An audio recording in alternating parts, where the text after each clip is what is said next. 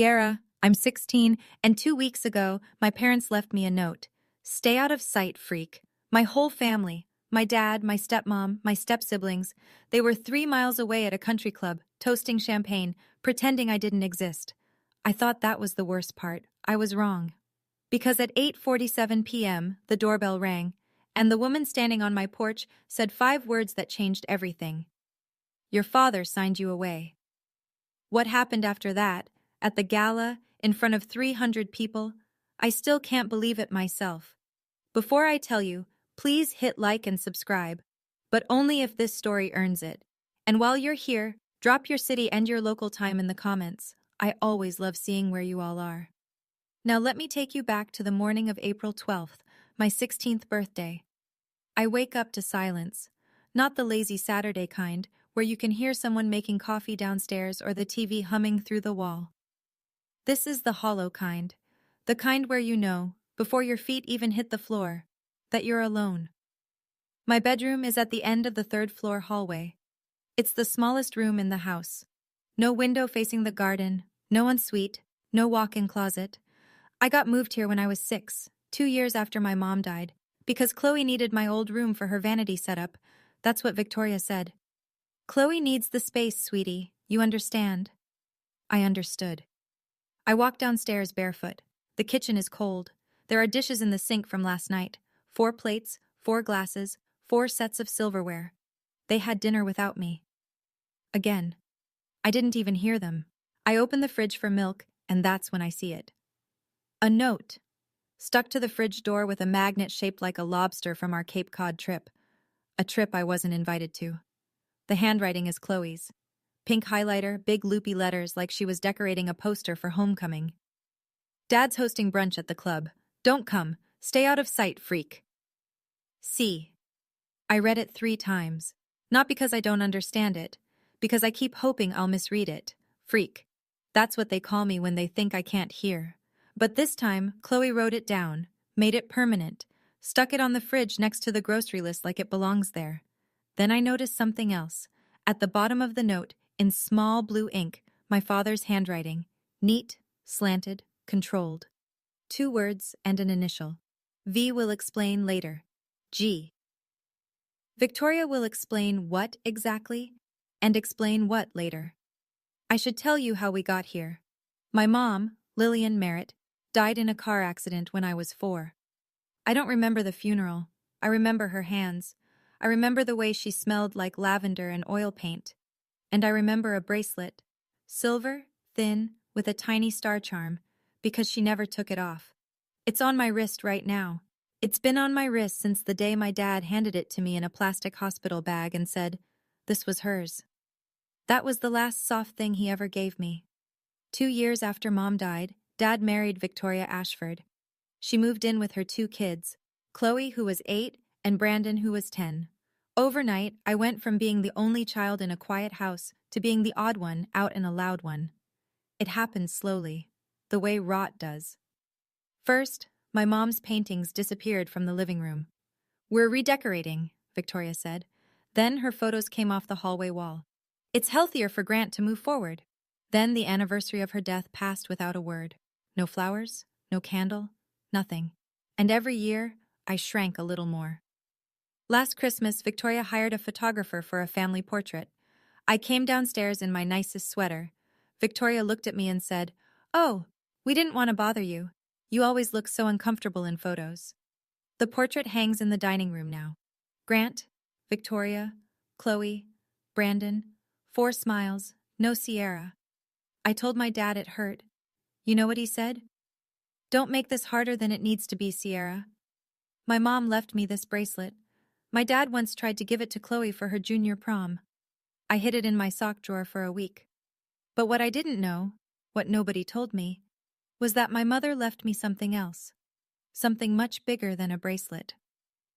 I stand in the kitchen for a long time after reading that note. Then I do something stupid. Or maybe something brave. I'm still not sure which. I open the pantry, find a box of vanilla cake mix that's been there since Chloe's last birthday, and I make myself a cupcake. 1 cupcake. In a single ramekin, because I can't find the muffin tin. I stick a birthday candle in it. one of those cheap ones from the junk drawer, already half melted from some other celebration that wasn't mine. I light it with the stove, and I sing, "Happy birthday to you." My voice cracks on the second line. By the third, I can barely get the words out. I blow out the candle. I don't make a wish. I stopped wishing for things from this family a long time ago. I pick up my phone. No texts. No missed calls. Not from Dad. Not from Victoria. Not from Chloe or Brandon. Zero. I scroll through my camera roll because I don't know what else to do with my hands, and I find it. The only photo I have of my mother. It's blurry, taken on an old phone, maybe by a nurse. Mom's holding me. I'm maybe 3. She's smiling at the camera, and on her wrist, the same silver bracelet I'm wearing right now. I sit on the kitchen floor. I pull my knees up, and I cry. Not because of the note.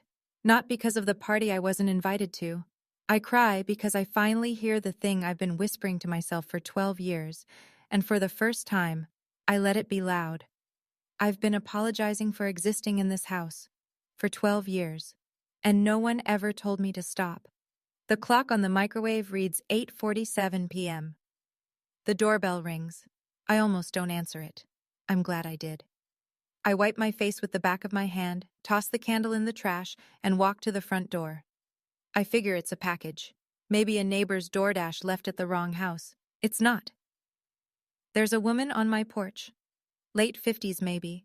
Silver-streaked hair, pulled back in a low twist. Gray blazer over a white blouse, like she just came from court. She's holding a large brown envelope. Thick, the kind with a metal clasp. And her eyes are red. Not like she's been drinking. Like she's been crying. She sees me and goes very still. "You look just like her," she says. I don't know what to say to that. Like who? Your mother. I haven't heard a stranger say that word, mother, in connection to me in years. It hits me somewhere behind my ribs. Who are you? My name is Dorothy Kessler. I'm an attorney, and I was your mother Lillian's closest friend. I've never heard this name, not once. Dad never talks about Mom's friends. Dad never talks about Mom at all. Dorothy glances past me into the dark house. Are you alone? Yeah. Something tightens in her jaw.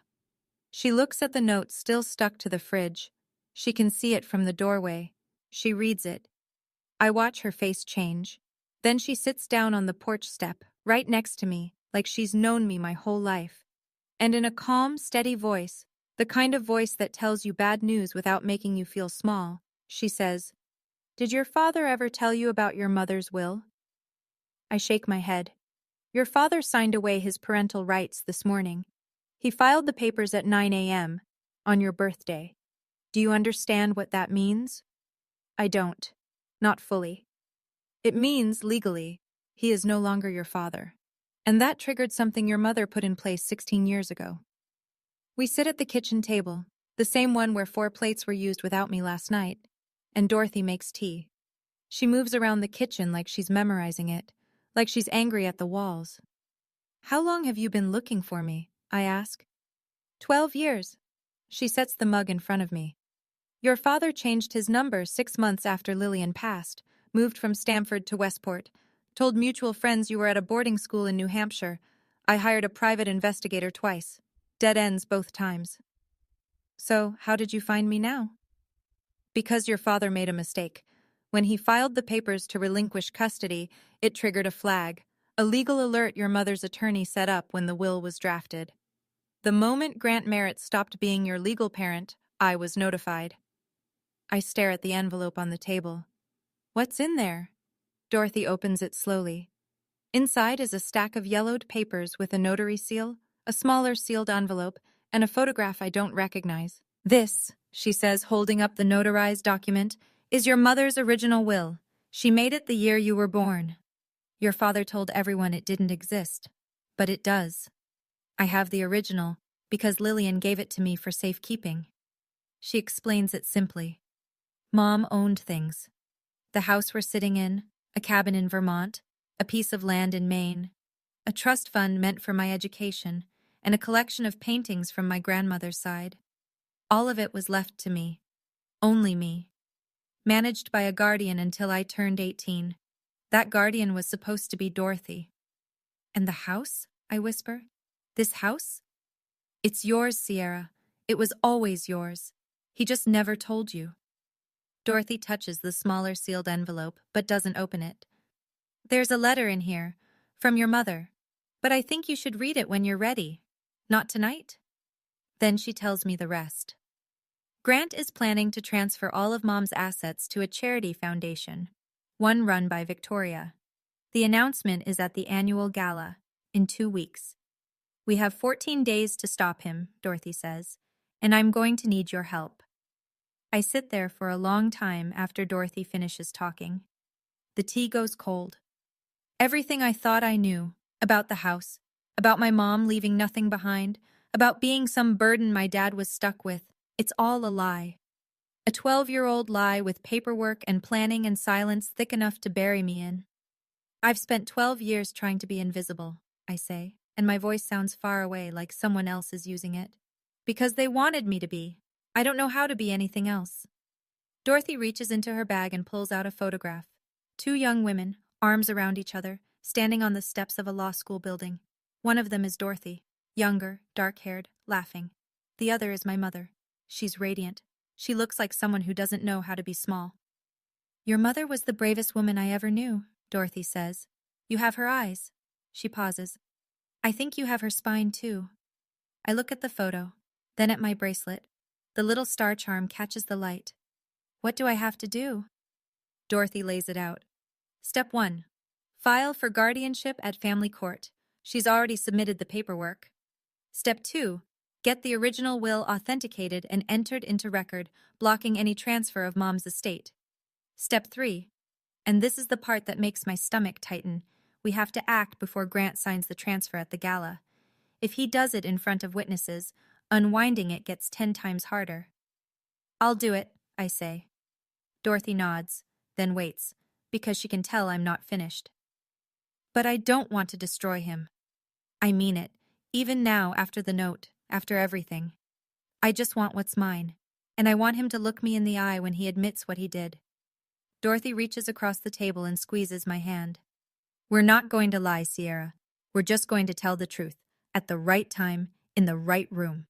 The next morning, Dorothy drives me to her office in New Haven. It's a small firm, 2 rooms above a bakery, smelling like sourdough and printer ink. But the filing cabinet she opens is anything but small. 12 years of records. She shows me the property transfers first. My father moved the title on the Westport house 3 times, each time requiring a guardian's signature, each time signing it himself as my legal parent. He shifted ownership into a revocable trust, then restructured the trust, then folded it into a holding entity, layer after layer, like he was burying something alive. What about the paintings? I ask. Dorothy pulls out a sale receipt. 3 years ago, Grant sold my grandmother's art collection through a private dealer in Manhattan. 8 pieces. The total is a number I've never seen attached to my life before. Not a penny of it reached me. Then she shows me the one that guts me. An account statement. The education trust my mother set up when I was born, funded, growing, untouched for years, was drained 14 months ago. Every cent was redirected to a tuition account, not mine. Chloe's, I say. I don't even need to ask. NYU, full ride would have been Sierra Merritt's. Instead, it's paying for Chloe's dorm in Greenwich Village. He used my college fund to pay for Chloe's dorm room. I sit with that sentence for a minute. It's the kind of sentence that rewrites your whole childhood. Dorothy opens one more file, an email printout. From Grant to his personal attorney dated 3 years ago. It reads, "The girl doesn't need to know anything. She's better off not knowing." The girl. Not my daughter, not Sierra. The girl. My phone buzzes. Dorothy, checking her messages. She looks up and something shifts in her expression. The guardianship hearing just got scheduled, she says. Same day as the gala. I feel the room tilt. Morning court, evening gala.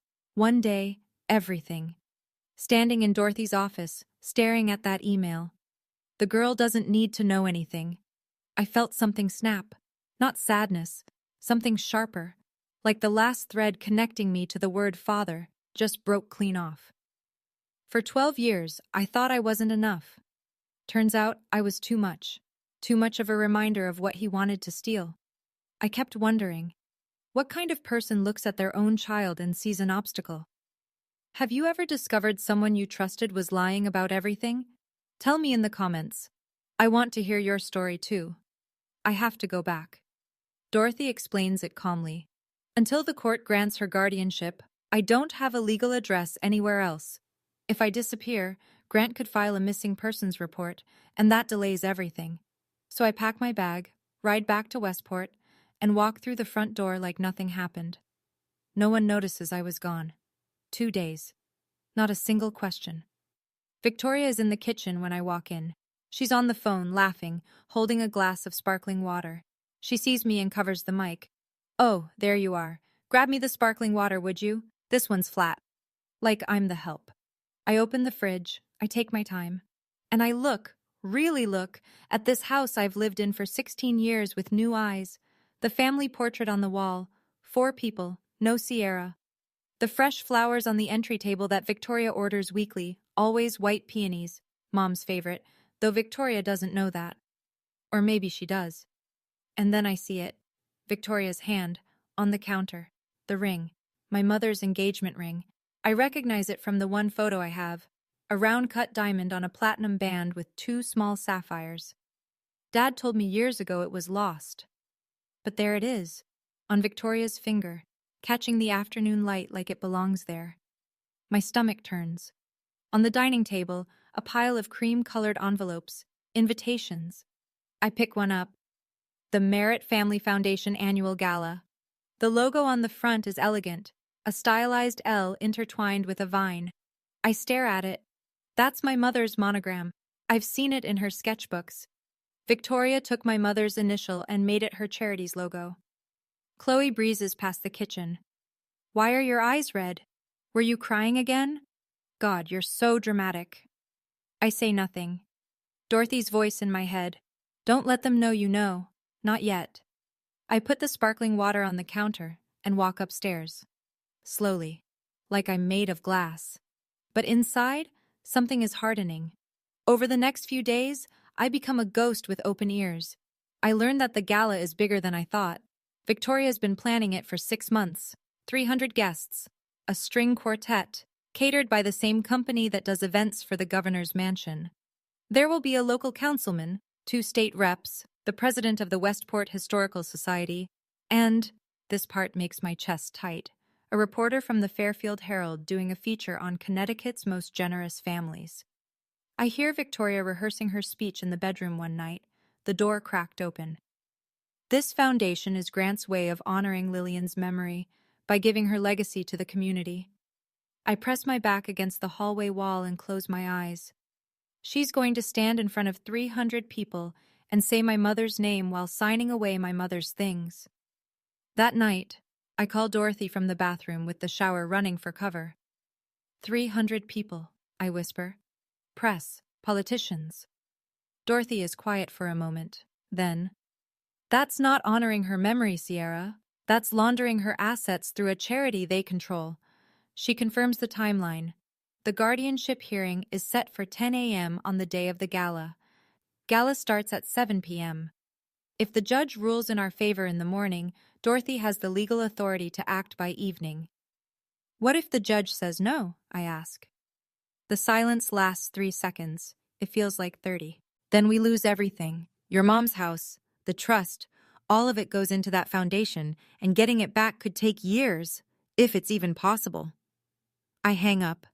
I sit on the edge of the bathtub. The shower is still running, filling the room with steam. 300 people will watch Victoria steal my mother's life, unless I stop it. Then I hear footsteps in the hallway. I freeze. Through the gap under the door, I see a shadow. Someone standing, listening. The shadow moves. I crack the door. Brandon is walking away. He glances back once, expression unreadable, and disappears into his room. Did he hear me? 5 days before the gala, Victoria takes Chloe to Neiman Marcus for a dress fitting. I know because I hear them leaving. Laughing, keys jingling, The garage door rolling open. Nobody tells me. Nobody asks if I want to come. This is the rhythm of the Merritt household. Things happen around me, never to me, never for me. That evening, Chloe comes home with a garment bag slung over her arm like she's carrying a trophy. Black floor-length gown. She hangs it on the back of her door and leaves it open so everyone in the hallway can see it. At 9 p.m., Victoria knocks on my bedroom door. She does the thing she always does. Leans against the frame, head tilted, voice laced with synthetic concern. Sweetie, the gala is a family event. Important people will be there. I think it's best if you stay home.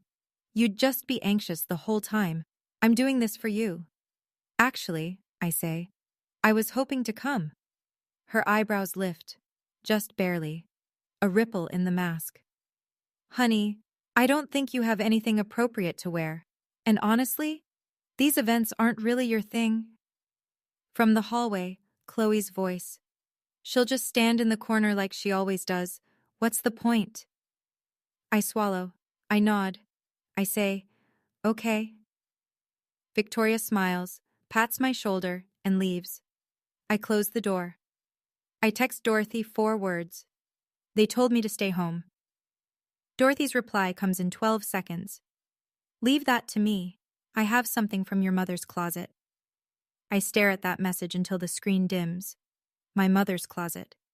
My mother still has a closet somewhere. And Dorothy kept it. Then Victoria's voice again, muffled through the wall, almost an afterthought. Oh, and Sierra, your father wants to talk to you tomorrow. Something about paperwork. Paperwork. My hands go cold. The next afternoon, my father calls me into his study. It's the first time he's looked directly at me since my birthday. He's behind his desk. Oak, massive, the kind of desk that says I make the decisions in this house. There's a glass of scotch at his elbow, half empty. Sit down, Sierra. I sit. He starts with a voice I haven't heard in years. Soft, paternal, like he's auditioning for a role he forgot the lines to. I know things have been difficult. I want you to know I'm doing what's best for you. What's best for me?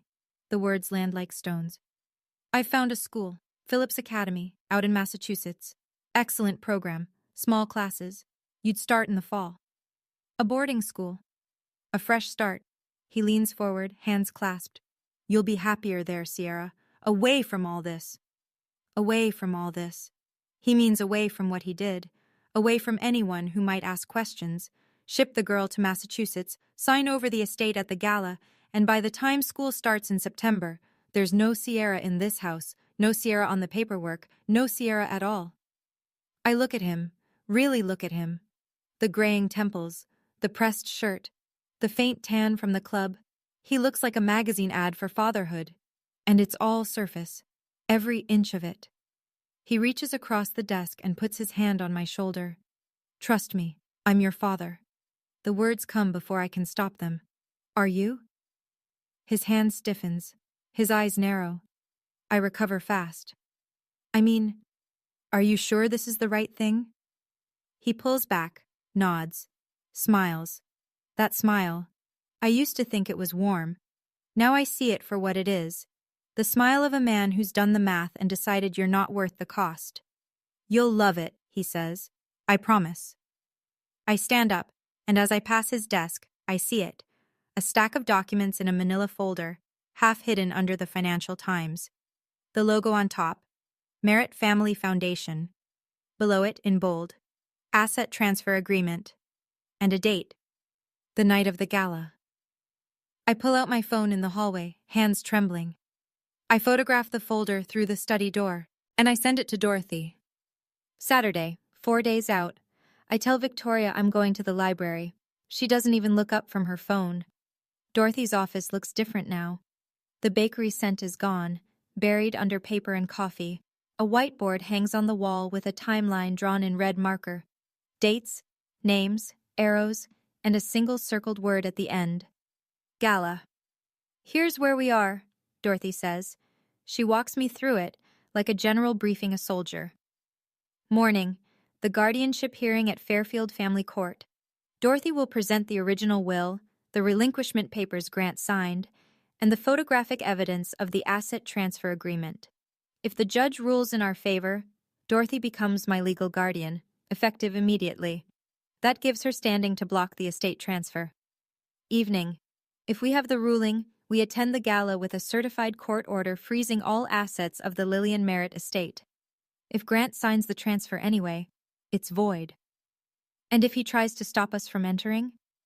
300 witnesses, a reporter from the Herald, and a court order. He won't. Then she does something that makes the room go blurry. She opens a closet in the back of her office and pulls out a garment bag. Inside is a dress, cream white, vintage, with delicate lace at the neckline. Simple, elegant, not loud or flashy. The kind of dress that doesn't need to try. Your mom wore this to her first gallery opening, Dorothy says. She walked in and every head turned, not because the dress was expensive, because she knew who she was. I put it on in the bathroom. It fits. It fits like it was waiting for me. I stand in front of the mirror, and for the first time in 12 years, I don't see the freak. I don't see the girl from the third-floor bedroom. I see my mother's daughter. Dorothy watches me from the doorway. She's holding the sealed envelope. Mom's letter. Read it when you feel strong, she says. Not before. I nod. I'm not ready yet. But I will be. 2 nights before the gala, I'm in the kitchen at midnight, drinking water, going over the plan in my head for the 100th time, when the light clicks on. Brandon. He's in sweatpants and a wrinkled t-shirt, hair messy, like he couldn't sleep either. He stands in the doorway for a second, then walks to the fridge, grabs a water bottle, and sits down across from me. We don't talk. We never talk. In 12 years, I can count our real conversations on one hand. Then he says quietly, I know you're planning something. Every muscle in my body locks. I heard you on the phone last week, in the bathroom. He peels the label off his water bottle, not looking at me. I didn't tell Mom. Why not? He's quiet for a long time. Then, because what they did to you on your birthday, that note Chloe wrote, I saw her write it. I was standing right there, and I didn't stop her. He finally looks up. I should have. I don't know what to do with this. 12 years of nothing, and now, at 12:15 a.m. in a kitchen that technically belongs to me, he wants to have a conscience. I don't know what you're doing, Sierra, but whatever it is, be careful. My mom fights dirty. I hold his gaze. I know she does. He stands up, starts to leave, then stops, hand on the doorframe. There's something else. Mom has a lockbox in her closet, under the shoe rack. She told Dad it's jewelry, but I've seen her open it. It's not jewelry. It's papers. My pulse spikes. What kind of papers? I don't know, but she checks it every time something legal happens in this house. He turns to leave again. One more pause. One more thing. Don't trust the charity lawyer, Richard Ashford. He's Mom's cousin. Then he's gone. The kitchen light hums. I sit there, heart pounding, staring at the ceiling. A lockbox. In Victoria's closet. Papers she doesn't want anyone to see. The morning of the gala. 5:30 a.m. The house is dead silent. I have maybe 90 minutes before anyone wakes up. My heart is slamming so hard I can feel it in my teeth. Victoria and Grant's bedroom door is closed. I can hear Grant's CPAP machine through the wall. A low, rhythmic hiss. Victoria sleeps with earplugs and a silk mask. I know this because she reminds everyone, constantly, how sensitive she is to light and sound. I ease the closet door open. It's a walk-in the size of my bedroom. Racks of designer coats, shelves of shoes organized by color. The lockbox is exactly where Brandon said it would be. Bottom shelf, behind a row of riding boots. It's matte black. Combination lock. 4 digits. I try Victoria's birthday. Nothing. Grant's anniversary. Nothing. Then I try Chloe's birthday. October 19th, 1019. Click. Inside, there are 4 items. 1. A photocopy of my mother's will. The same document Dorothy showed me, but this one has handwritten notes in the margin. Red ink, Victoria's handwriting. I know it from every passive-aggressive grocery list she's ever left me. And in the top corner, 3 words circled twice. Keep this away from S. 2. A printed email chain between Grant and his personal attorney. Instructions on restructuring the estate to avoid triggering trust provisions. Dated 18 months ago. 3. The photograph that makes my hands shake. Mom holding me. I'm maybe 2. She's laughing. On the back, in my mother's handwriting. My little star. Everything I have is yours. Victoria kept this, in a locked box, under her boots. And 4. I almost miss it, tucked in the corner. A marriage certificate. Issued in Nevada 9 years ago. Victoria Ashford and a man named Paul Renner. Not Grant Merritt. I stare at it. Victoria married someone else. And this certificate is dated 2 years before she married my father. Was she still married to Paul Renner when she walked down the aisle with Dad? I photograph everything. Close the box, spin the dial, push the boots back, slide the closet shut. In the hallway, I call Dorothy. My voice is barely a whisper. I have proof Victoria knew. She's been helping him the whole time. Good. This changes the hearing. There's something else. Victoria might have been married to someone else when she married my dad. Silence on the line. Then very carefully. Send me the photo. I'll verify it before court. I hang up. My hands won't stop shaking. Upstairs, I hear a toilet flush. Someone's awake. I'm already in my room, door closed, breathing like I just ran a mile. Fairfield Family Court, 10:07 a.m. The fluorescent lights hum like they're nervous, too. I'm sitting in a wooden chair next to Dorothy, wearing jeans and a clean blouse.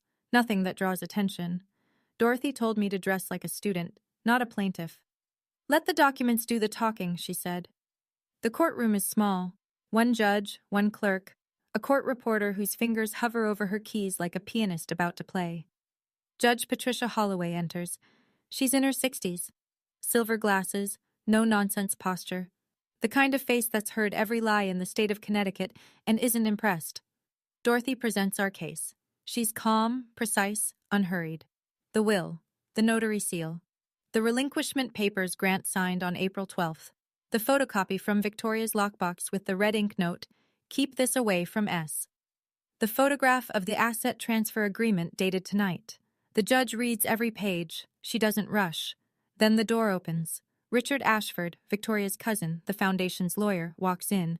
He must have been tipped off. He argues that the will is outdated and the estate has been lawfully restructured. Dorothy doesn't flinch. She presents the chain of custody for the original will, notarized, stored at a registered trust bank, never contested, never revoked, never superseded. Judge Holloway removes her glasses. She looks at Richard Ashford for a long moment, then at me. I knew your mother, young lady. She clerked for me 30 years ago. A pause. She was meticulous. And this will is airtight. She puts her glasses back on. Guardianship is granted to Dorothy Kessler, effective immediately. I am also issuing a temporary restraining order freezing all transactions related to the Lillian Merritt estate until a full review is completed. Richard Ashford's pen drops. He doesn't pick it up. Dorothy squeezes my hand under the table. I squeeze back. Outside the courthouse, the April sun is blinding. Dorothy turns to me, leans against the car, and says, "That's step 1. Step 2 happens tonight." She opens the trunk. Inside, a garment bag, a pair of flats, and a brown envelope stamped with the court seal. "Are you ready?" I look at the envelope, then at the sky. "Yeah, I'm ready." Dorothy's apartment, 5:30 p.m. The gala starts at 7. I'm standing in her small bathroom, looking at a stranger. The dress, Mom's cream white dress, fits like a second skin. The lace at the neckline rests just below my collarbone. The hem falls right above my ankles. I'm wearing flats, not heels, because Dorothy said, "You want to be steady, not tall." She helps me pin my hair up, twisting it into a loose bun the way she says Mom used to wear it. A few strands fall around my face. Dorothy's hands pause. "She wore her hair exactly like this at the gallery opening," Dorothy says. Her voice catches. "You could be her twin." I look at my reflection, the silver bracelet on my left wrist, the lace, the way the light hits my jaw. For the first time, I don't look lost. I look like I belong somewhere, just not where I've been. Dorothy hands me the court order in a crisp manila envelope. "If Grant signs the transfer, we serve this. If he doesn't, we serve it anyway. Either way, it's over tonight. What if he makes a scene? He will. But 300 people with phones will be watching. That's exactly what we want. I nod. I pick up the sealed envelope. Mom's letter. I've been carrying it for 2 weeks. I've held it, turned it over, pressed it against my chest in the dark. I haven't opened it. I open it now. The paper is soft, 16 years old. Her handwriting is small and neat, slanting slightly left. If you're reading this, I'm not there anymore. But know this. Everything I built for you. Not for anyone else. Not for your father. For you. If anyone ever makes you feel like you don't belong, remember, you are the reason I stayed up every night planning. You are enough, my little star. I fold the letter. I press it to my lips. On the drive to the country club, neither of us speaks. The sun is going down, painting the sky orange and pink over Long Island Sound. The car stops. I can hear the music from the parking lot. Jazz. Something smooth and expensive. The lot is full of BMWs and Teslas. I hold the letter in one hand and the court order in the other. Mom, I whisper. I hope you can see this. The Fairfield Country Club looks like a wedding venue on steroids. Crystal chandeliers hanging from vaulted ceilings. White tablecloths over round tables set for 10. Candles everywhere. The flickering kind, not the electric kind, because Victoria doesn't do tacky. A jazz quartet in the corner, playing something by Coltrane. Wait staff in black vests gliding between guests carrying trays of champagne flutes and shrimp cocktails. 300 people, maybe more. Every seat taken. And at the far end of the room, near the small stage, my father. Black suit, silver tie. Standing with his hand on Victoria's back, laughing with a man I recognize from the club's board of directors. Victoria is next to him, red dress. Long, fitted, the kind that costs what some people make in a month. And on her left hand, my mother's ring, catching the light every time she gestures. Chloe is at the VIP table near the front, tapping on her phone, looking bored and expensive. Dorothy and I walk through the main entrance. I don't sneak in. I don't use a side door. I walk through the front, in my mother's cream-white dress, with the silver bracelet on my wrist and the court order in my hand. A few heads turn, then more. Then a wave of whispers moves across the room like wind through tall grass. I see it happen in slow motion. Margaret Maggie Dunn, the club's general manager, spots me from across the room. She's been here for 20 years. She worked for my mother. She sees the bracelet. Her hand goes to her mouth. She leans toward a colleague, and I can read her lips. That's Lillian's daughter. Victoria notices next. She's mid-laugh when her eyes find me. The champagne flute freezes halfway to her mouth. The color drains from her face like water from a tub. She grabs Grant's arm, points. My father turns. Our eyes meet across the room. Across 12 years. Across every lie he ever told and every birthday he ever forgot. He stares. Then he smiles. That country club smile. The one built for cameras and strangers. He walks toward me. Slowly. Controlled. He leans in. His voice is low, sharp. Just for me. What are you doing here? I look him dead in the eye. I was invited. His jaw tightens. You need to leave. Now. I don't blink. I don't think I will. Grant's hand closes around my elbow. Not hard enough to bruise, but hard enough to steer. He moves me toward the corner of the room, behind a potted fern the size of a small tree, where the acoustics are bad and the lighting is worse. His voice is a controlled hiss. I don't know how you got in here, but you're leaving. Right now. That's interesting, I say. Because according to the court order issued this morning, I have more right to be here than you do. Something shifts behind his eyes. A fracture in the confidence. Victoria appears, materializing the way she always does. Perfectly timed, perfectly composed. She puts her hand on my arm and turns on the voice. The warm one. The PTA one. Sierra, honey, you look lovely, but this isn't really your kind of... Victoria. I keep my voice even, quiet. You're wearing my mother's ring. Her fingers curl. She pulls her hand behind her back like I've burned her. 3 guests nearby stop talking. The whispers start again, louder this time, rippling outward. Grant sees it happening. He's losing the room. I can see the calculation on his face, the cost-benefit analysis running in real time. Make a scene or contain this. He chooses wrong. Security, he says, louder than he intends. A few more heads turn. Please escort this young lady out. Two men in dark suits move toward me. Dorothy steps forward. She's been standing 3 feet behind me the entire time. Still, patient, waiting. She holds up a business card. I'm Dorothy Kessler, attorney at law. This young lady is my legal ward as of 10:47 this morning. Removing her from this venue would constitute unlawful interference with a court-appointed guardian. I strongly suggest you step back. The guards stop. They look at each other, then at Maggie Dunn, who's watching from the side. Maggie gives a small nod. They retreat. Grant's face is a mask fighting itself. Victoria leans in, her whisper thin as a blade. Get her out of here before the speech. Too late. The MC is already at the podium. The spotlight swings. A voice fills the room. Ladies and gentlemen, please welcome our host for the evening, Grant Merritt. The room applauds. Grant straightens his tie. He has no choice. He walks toward the stage. I take my seat in the front row.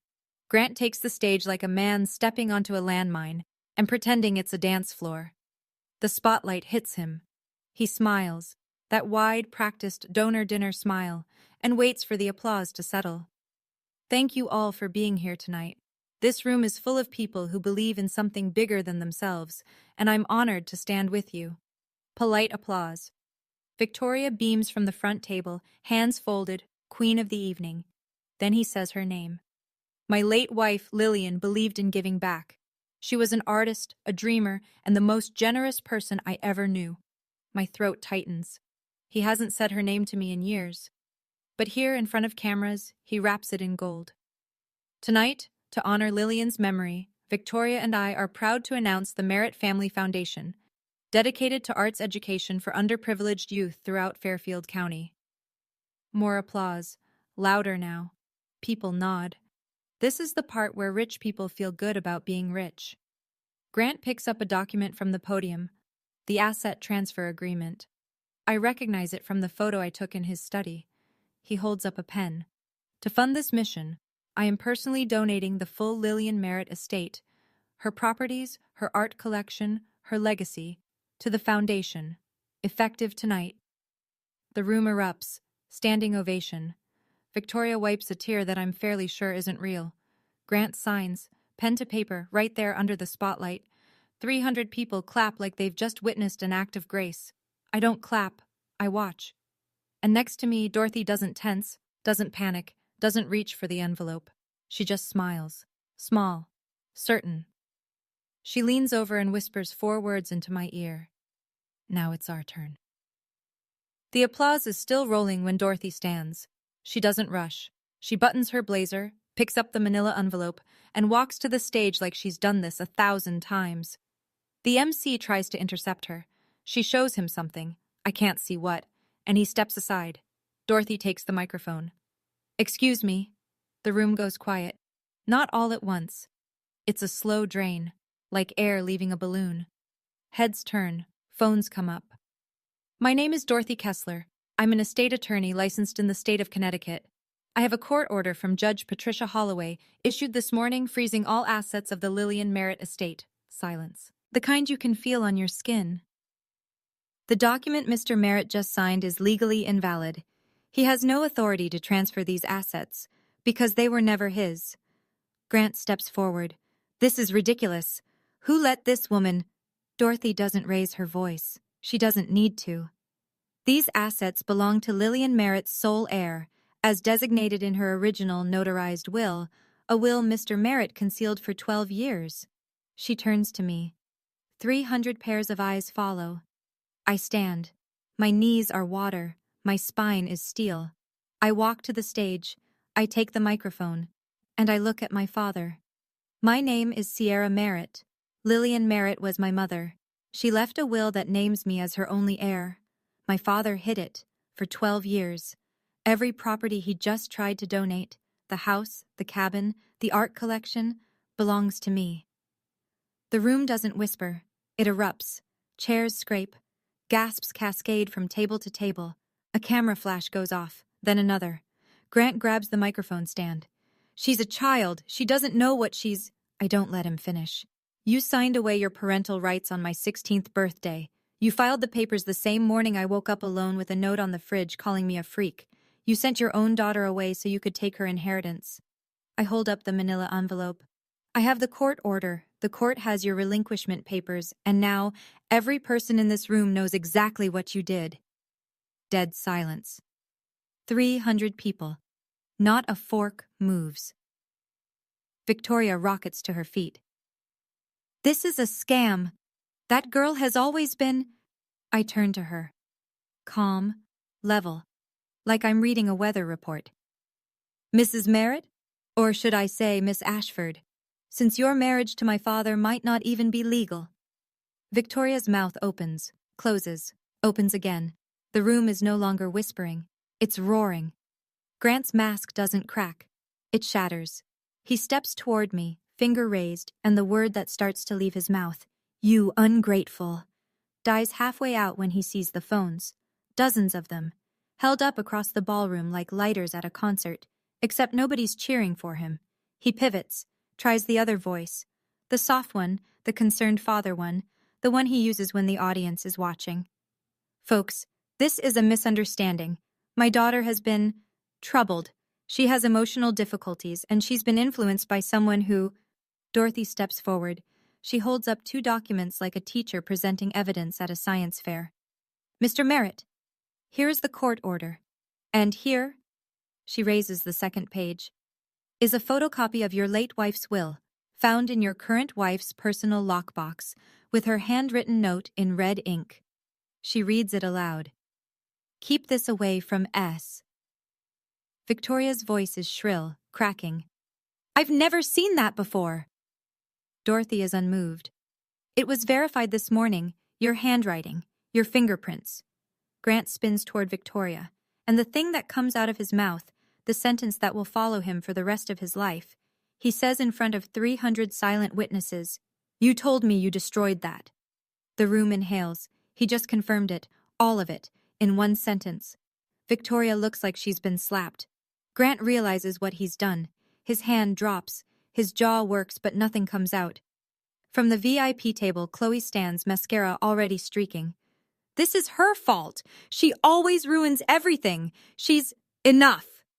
The voice comes from the side of the room. Maggie Dunn, the club's general manager. She's walked to the nearest microphone, the one by the string quartet. I worked for Lillian Merritt for 5 years. I recognized that bracelet on Sierra's wrist. Lillian never took it off. And Lillian told me more than once that everything she had was for her daughter. A pause. Then someone claps. 1 person, then 5, then 50, then the whole room. Not for Grant, not for the foundation, for me. The applause fades. The room waits. I look at my father. He's still on the stage, but he's alone now. Victoria has stepped back, physically distanced herself, like he's contagious. Chloe is sobbing at the VIP table, her black gown twisted in her lap. The councilmen and the board members have quietly moved to the back of the room. No one is standing near Grant Merritt. I could destroy him right now. I could read the email. The girl doesn't need to know anything, out loud, and let the Herald reporter print it tomorrow. I could wave Victoria's marriage certificate and watch the gasps multiply. I don't, because that's not why I'm here. I take a breath. I speak into the microphone. My voice isn't loud. It doesn't need to be. I didn't come here tonight to humiliate anyone. I came because you were about to give away everything my mother left for me, and I couldn't let that happen. The room is still. I spent 12 years in that house, the smallest room, the last seat at the table, the one face missing from the family portrait. I spent 12 years being called a freak by people you chose over me, 12 years trying to earn a love that was never coming. I look directly at him, at the man who used to carry me on his shoulders. I'm done trying. He flinches. It's small, but I see it. 300 other people see it too. I'm not asking for your apology. I don't need it. The estate belongs to me. The court has confirmed it, and I'm leaving tonight with my guardian, Dorothy Kessler, who, unlike you, kept her promise to my mother. I touch the bracelet on my wrist. The little star charm is warm from my skin.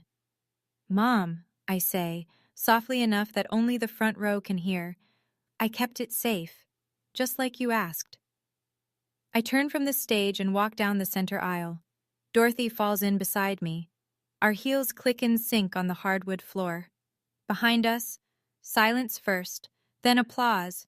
Not polite applause, the real kind, the kind that has weight. I don't look back. We make it to the lobby before my legs give out. Dorothy catches my arm.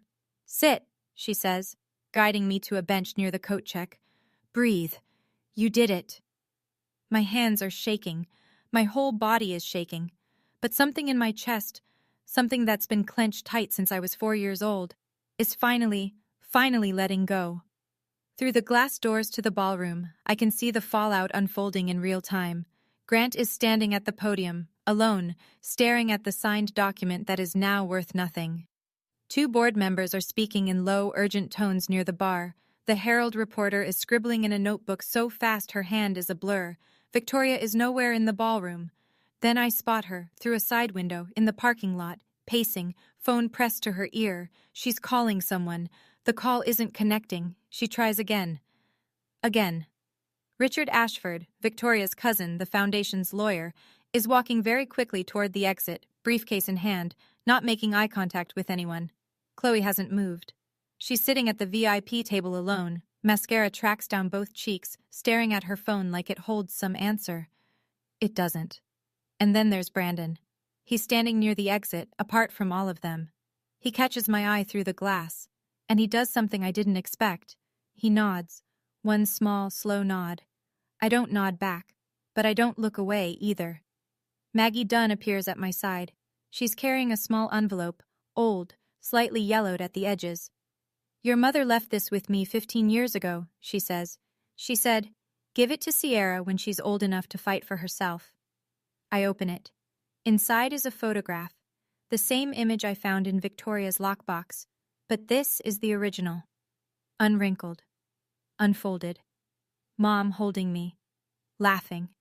The bracelet on her wrist. On the back, her handwriting.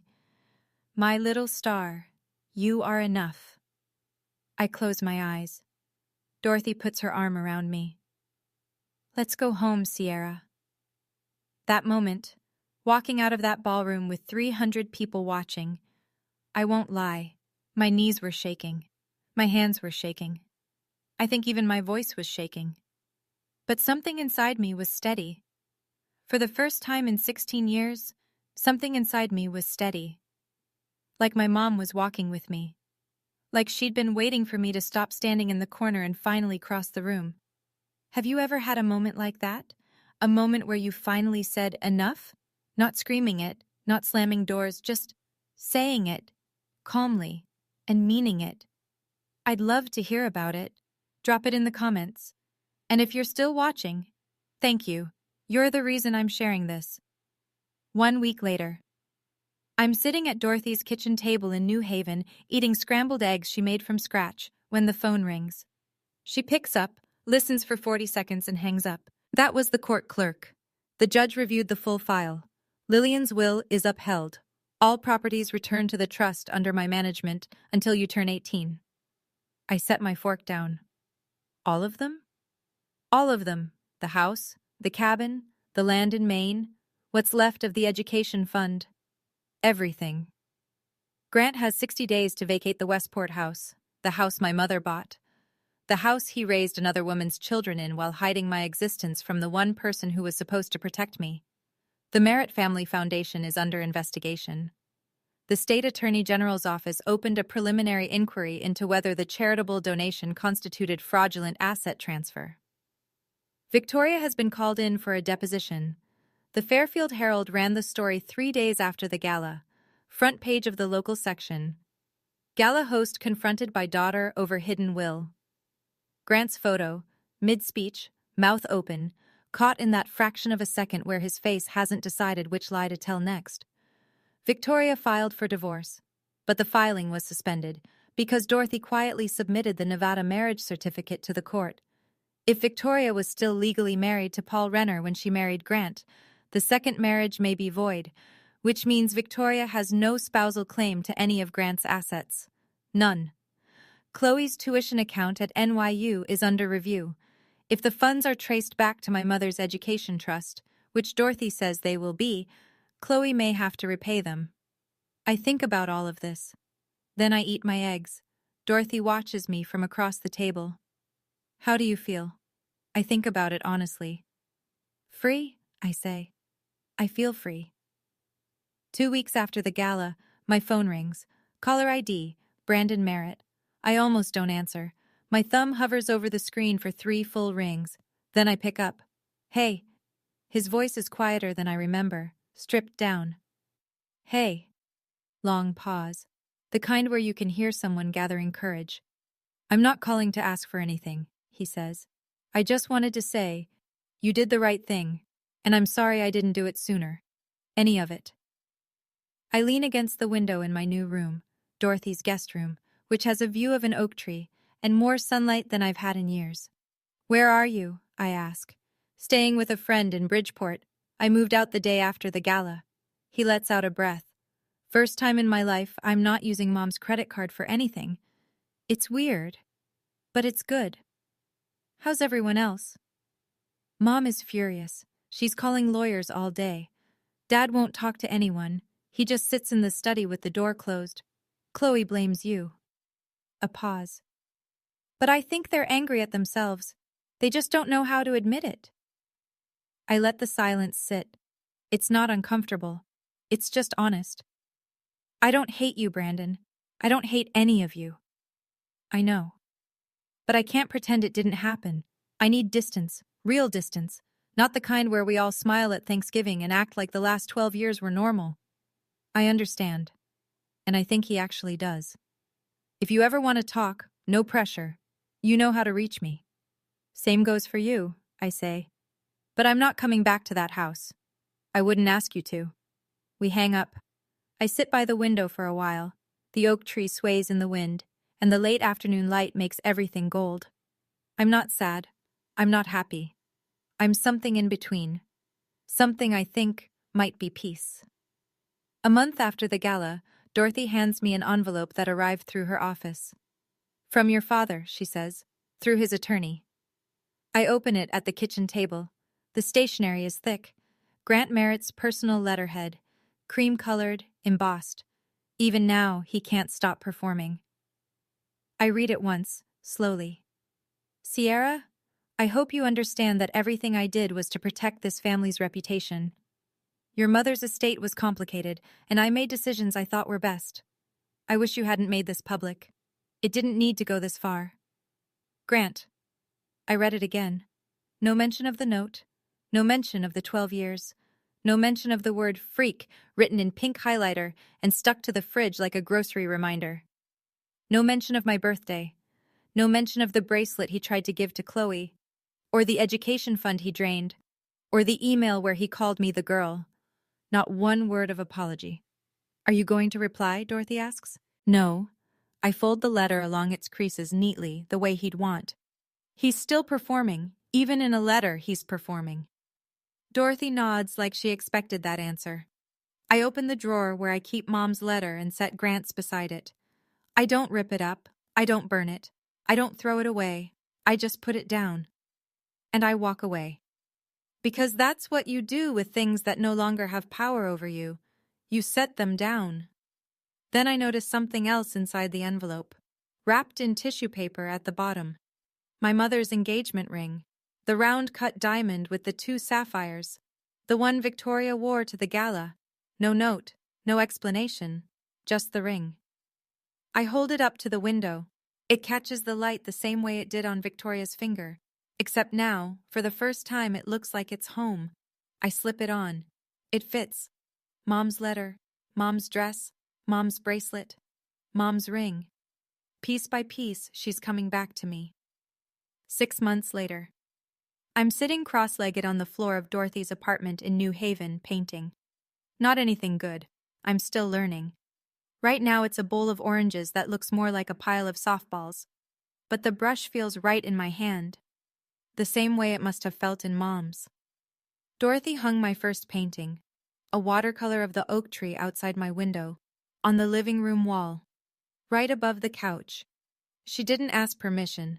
She just did it, the way you do things for people who belong in your home. I go to a new school. It's smaller than Westport, no lacrosse team, no college counselor with a waiting list. But I have friends for the first time. Real ones. 2 girls from my art class who don't know a thing about the Merit Gala, and I like it that way. The Westport house is under the trust now. I haven't been back. I'm not ready. Maybe next year. Maybe never. Dorothy says there's no rush, and I believe her. The cabin in Vermont, that's different. Dorothy and I drove up last weekend. It's small, tucked into the Green Mountains, with a porch that faces east so you get the sunrise. When I walked in, I stopped breathing. Mom's paintings were still on the walls. Grant never came here. He never touched this place. It was like stepping into a room she'd just left. Her brushes were still in a coffee can on the windowsill. Her hiking boots were by the door. I sat on the porch for 2 hours, wrapped in a quilt that smelled like cedar, watching the trees turn gold and red. On my wrist, the silver bracelet.